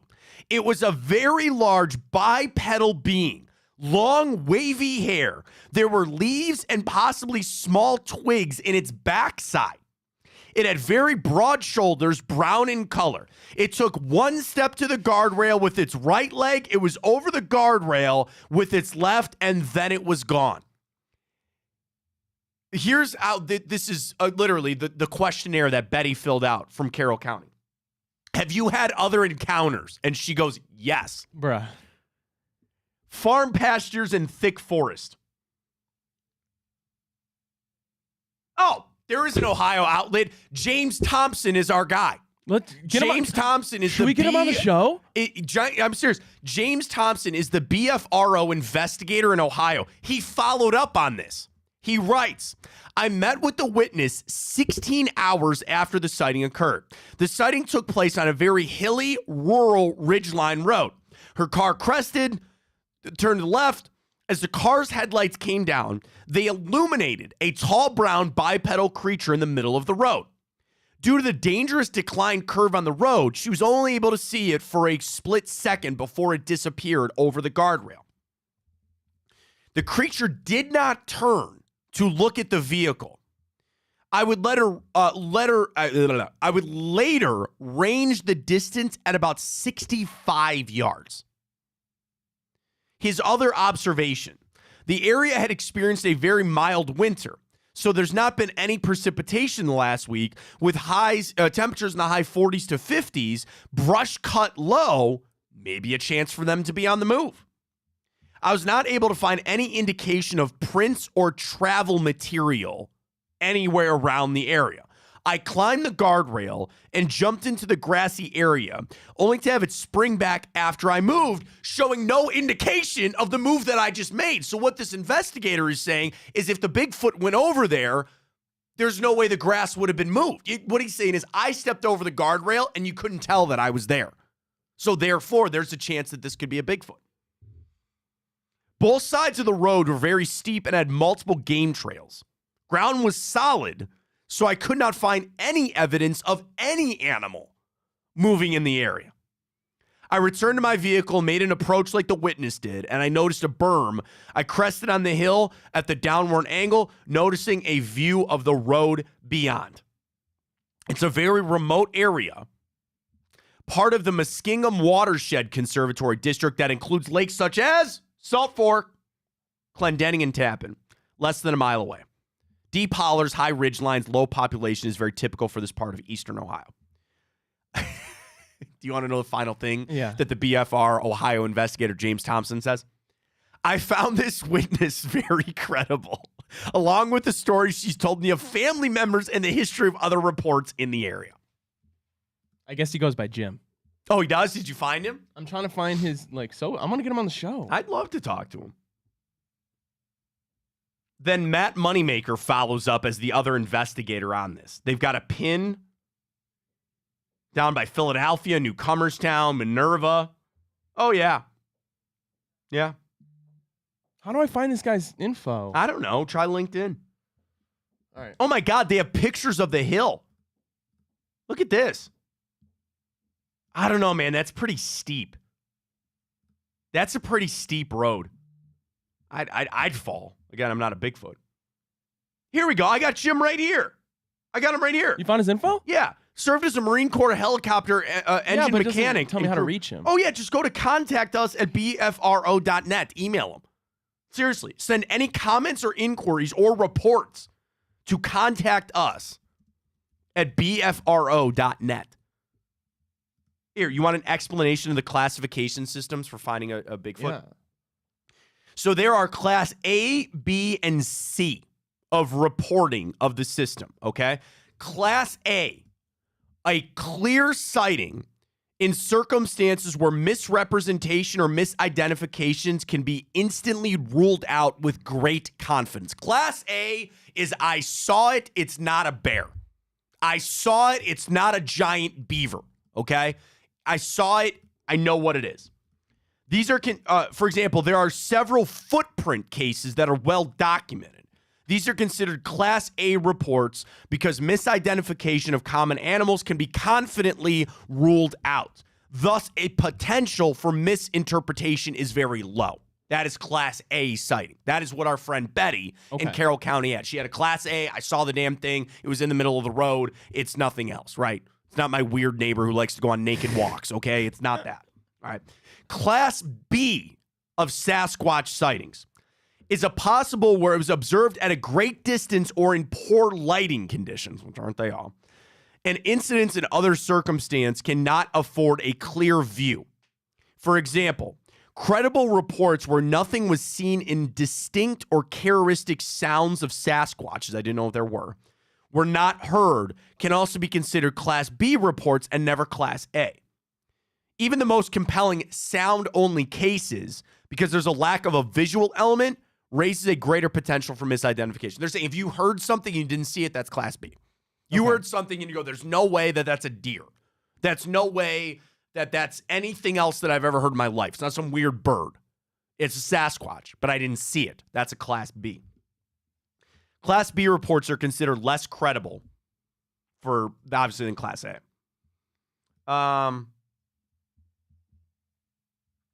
Almost all reports included in the database are first-hand reports. Occasionally, there is a second-hand report that is considered reliable enough, but they must be classified as Class B. So if you saw a Sasquatch and you told me the story and I reported to the BFRO, that's got to be Class B. Okay. It's got to be Class B. Final one is Class C, which includes most second and third-hand stories or untraceable sources. There's a high potential for inaccuracy here. Those reports are kept in the BFRO archives, but are rarely listed publicly in this database. Exceptions are locally documented incidents, such as 1958 when the word Bigfoot first entered the American vocabulary, and sightings mentioned in non-tabloid newspapers or magazines. So if the Medina County Gazette picked up a story that somebody saw Bigfoot, they would put it in here as a Class C. If you've encountered a report that you feel like has been misclassified, please fill out our comment form. People take this seriously. Oh, I know. No, I know. I used to work with Casey over at K&R.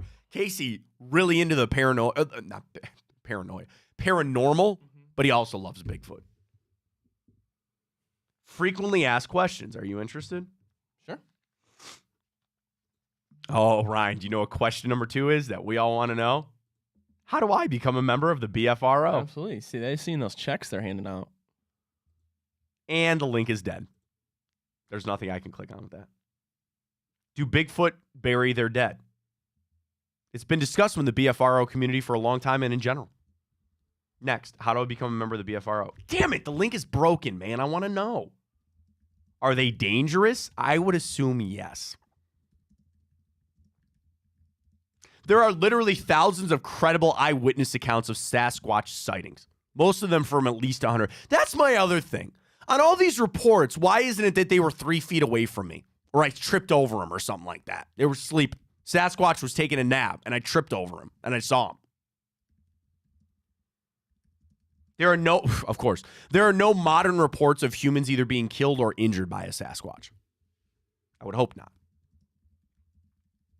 So you know the ultimate question about Sasquatch, Ryan? If you saw one, would you kill it? Because if you killed it, are you really emailing the BFRO right now? Yeah. Okay, I'm just wondering.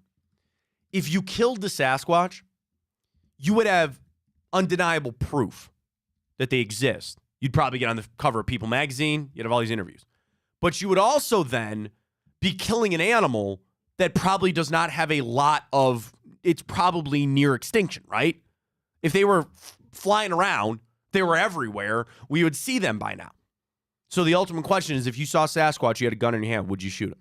No. Okay, so then you will never have the, unequivocal proof that you saw Sasquatch. I would have it for myself, and that would be enough. Yeah, but don't you want to make a lot of money off of it? Don't you want to say you were the guy that actually proved that there was Sasquatch? I don't think it's worth killing an innocent thing that might be leading to extinction. Like, no. Isn't that part of the best part of Bigfoot is nobody really knows? I want to know. Because imagine this. Imagine you prove there is Sasquatches. Then people really, and I guess it'd be disturbing them because then people would really be on the hunt because you prove like, yeah, they're actually out there. Let's get after it here. Let's go find them. I want to know, how to become a member of the PFRO. Well, I just emailed Jim. Did you? Did you get a hold of him? We'll see. Hey, departments. Submit an article. I just want to know. Here's the reporting form. What was seen, heard, or found? When did the incident occur? Where did it occur? What was the environment like? Were there other witnesses? Is there anything else noteworthy? How may we contact you? Submit the report. The Bigfoot Field Researchers Organization. How do they make money? I wonder. Is this a nonprofit? How does this work? It's got to be, man. How does this work? Unless you have like a billionaire funder that really wants to know. Oh, I'm sure. Have you heard these sounds before? These apparently are the sounds of Do you want to hear it? Hang on. I'm going to turn this way up. It's as loud as it goes. Damn it. I have juvenile Sasquatch sounds from northern Georgia. Like a child Bigfoot? I guess, yeah. It's just like this loud, ooh, ooh, ooh. And then they also have sounds of other animals. They're like, don't confuse it with this. It's not this. This is Sasquatch. It's out there, man. I don't know what to tell you. They're out there. I want to get Matt Moneymaker on. He's got everything here, man. Sound recordings, reports recently added.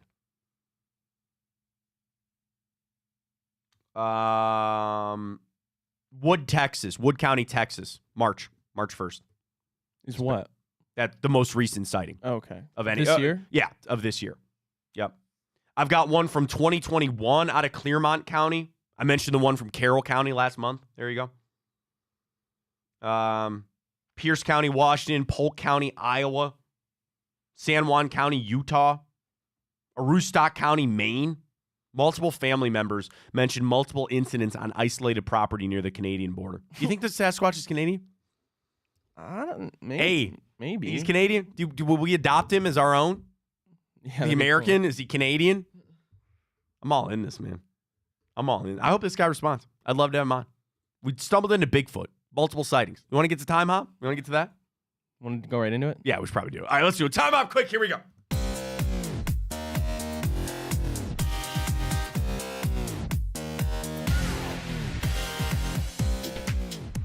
All right, let's get to it. 3rd of April, we are into. Let's get going. This day, 2019, Greg Popovich set an NBA record. He was ejected 63 seconds into a game. That's Pop for you. That's a pretty good record I would like to have. This day, 2018, Charlie Casserly with a mock draft. Now, let's not forget, the Browns had 1-4 in that draft. Do you know his mock? Sam Darnold 1, Bradley Chubb at 4, and we trade up to take Sony Michel at 32. Alternate universe. A universe I don't want to live in. I wanted Chubb, Denzel, and I'd even take Baker in that one. That's not a universe I would want to live in, but it is what it is. This day, 1998, Michael Jordan scored his 29,000th point, joining Wilt and Kareem as the only players to do that. You know how many players have passed 29,000 since? Honestly, I don't think that many. All right, so again, Jordan did it this day, 1998. It's 29,000 points. He joins Wilt and Kareem. Since then, there have been 1, 2... Well, that can't be right. That can't be right. 29,000? I guess this guy would be... Okay, fine. 1, 2, 3, 4 players have joined that mark since. And what was that date? 1998. 4 players. 4 players. Okay. You want me to guess them? Yeah, if you want. Kevin Durant. No, he's close. Really? He needs 300 more. 300 more. And maybe ESPN hasn't updated it, but he's got to be close. Dirk. Did Tim Duncan? No. You're missing the easy one. Missing the easy one? Yeah. Who's joined the 29,000 point club? Who's joined the 40,000 point club? Oh, well, I thought we just automatically include LeBron. Oh, I didn't know you had included. No, okay, so LeBron and Dirk. There's 2 more. Melo? No. Good guess, though. Steph ain't there yet. Nope.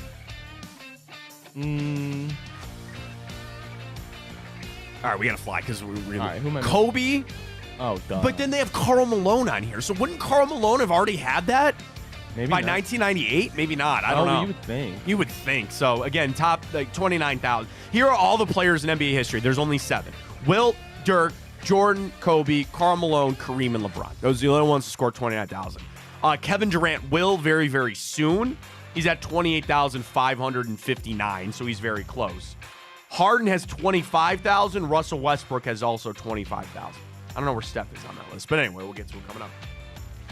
This day, 1996. One of the most lopsided games in NCAA history happened in baseball. St. Francis College beat Robert Morris 71-1. They had innings of 26, 22, 4, and 19 runs in the first 4 innings. In the process of doing that, they set 70 NCAA single game records when they beat Robert Morris 71-7. Oh, no, they do in the 6th inning, but they got to get there still. Good Lord.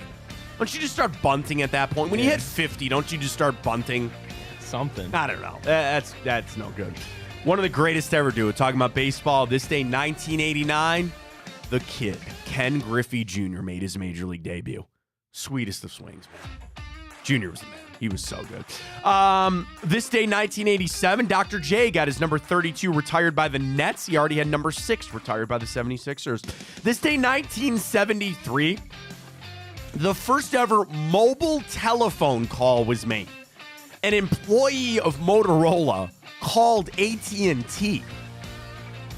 What did you call it? Is your refrigerator running? Why would you call why would you call Motorola? Why would you call AT&T?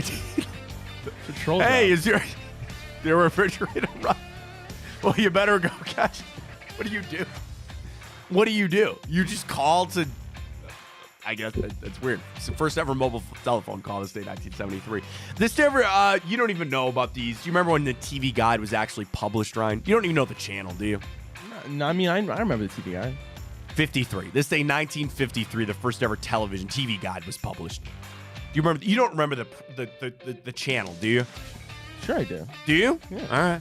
You miss what you're trying to watch. You got to wait for it to come back around again. I remember that. Oh, yeah. TV Guide channel. And also this day, 1860, the Pony Express debuted. Nice. There you go. Benjamin Franklin, right? No, he was long gone by then. What year was it? 1860 for the Pony Express? Oh, but he invented he invented the post office. Yeah. I think he was the first ever postmaster general or something like that. Yeah. Back then, it was just people like walking and stuff. And Pony Express, 1860. All right, very happy birthday goes out to former Browns player Mike Pruitt, Michael Olowokandi, Jared Allen, Jason Kipnis, Jay Bruce, Cam Chancellor, Jamal Williams. Just mentioned him earlier on the show, which is weird. What a list on the non-sports side. Eddie Murphy, Alec Baldwin, Jane Goodall, Kobe Smulders, Marlon Brando, and Adam Scott. I just always think of him in Parks and Rec. Yeah. Ben Wyatt. I know he's done a lot of that, and the jackass brother in Step Brothers. He plays a great, mean older brother in that one.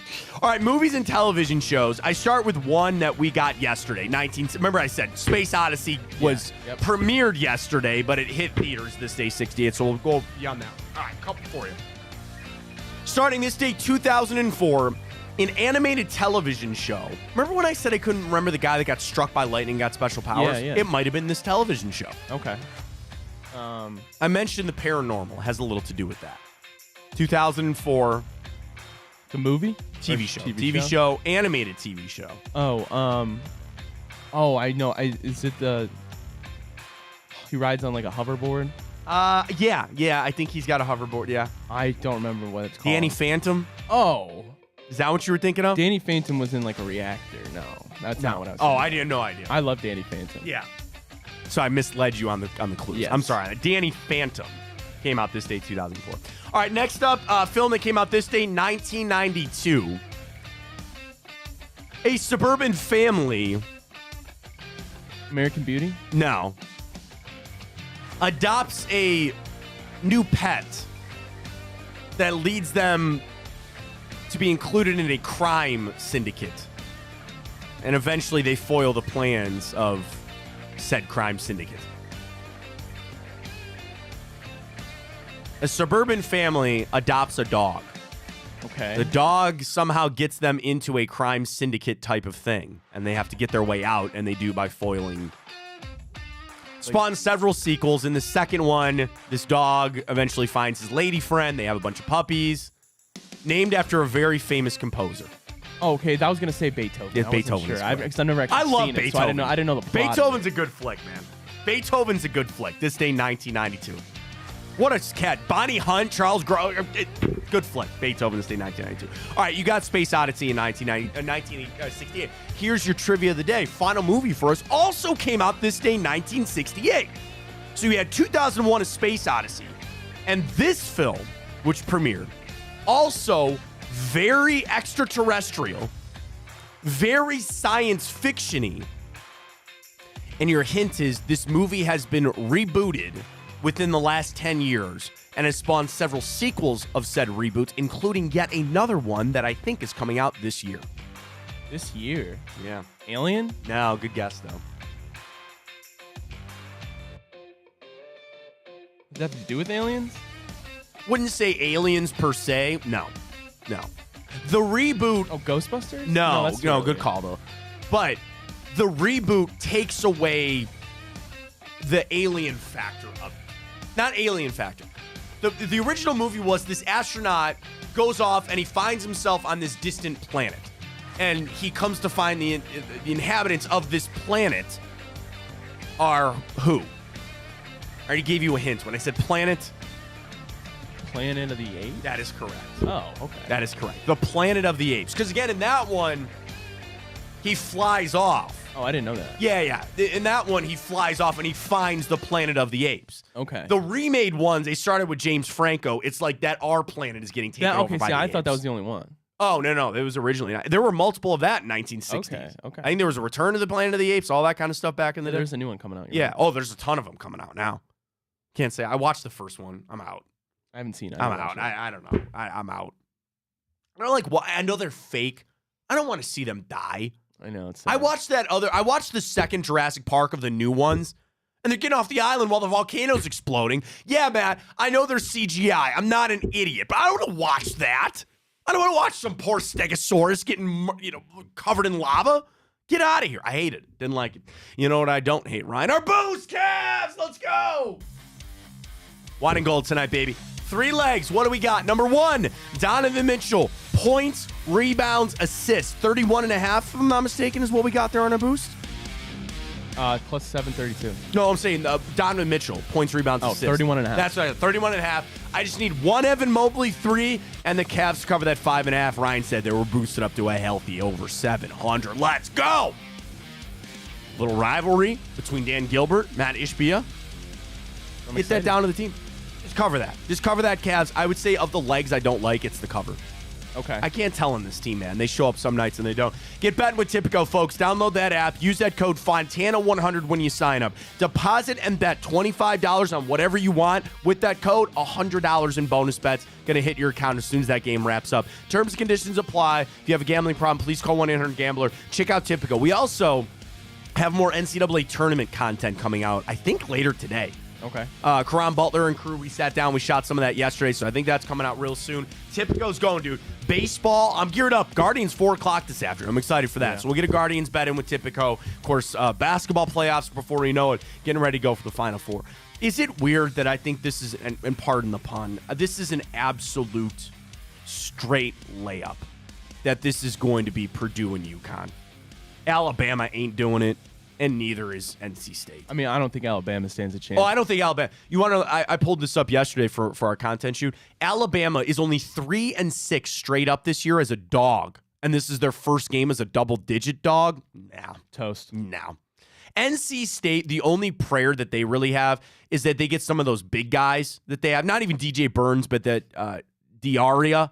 If he can get after Zach Edey a little bit, I think we're on a collision course for UConn and Purdue, which will be a fun game to watch. I'd still go Purdue. People want UConn. DJ Burns to play I in the saw NFL, that. I mean, listen, I see a lot of talented guys. They got rugby players and all that.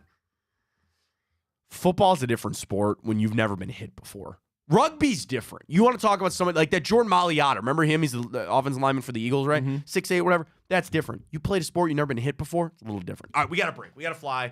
We'll be back tomorrow, Thursday edition. Don't forget, Drennan coming up a little bit later today on Big Play. Vote on our bracket at Matt Fontana Show for the best bar in Cleveland. We'll rejoin you on a Thursday edition. For Ryan Tyler, I'm Matt Fontana as always. Take it easy.